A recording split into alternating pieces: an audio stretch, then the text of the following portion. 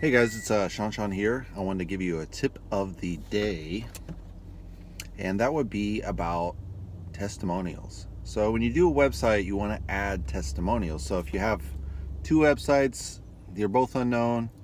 One has people talking about it, the other one just has photos on it.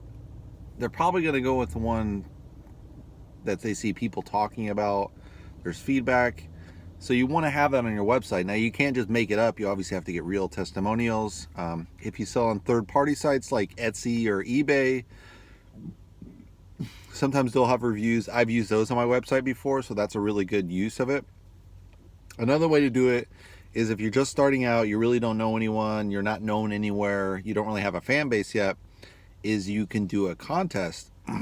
Now with these contests, as part of the contest, you can require them to put a photo of the artwork on their wall or with them in front of it on their wall, which is what I do on my contest. And then when you put this, you can say, hey, these guys collected.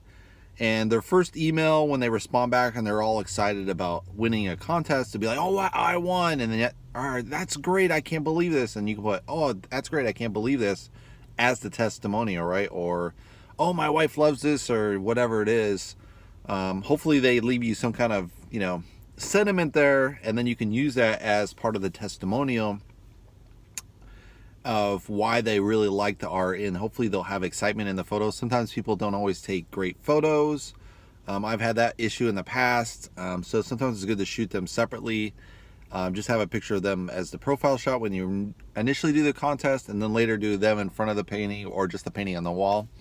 So you avoid that issue of them not being excited in the second photo. I've had some people do that, and it's a little frustrating. You give a free painting and then you don't get any bang for your buck out of it, right? They get a free painting and like, oh, screw your photo. You're like, I just gave you a free painting.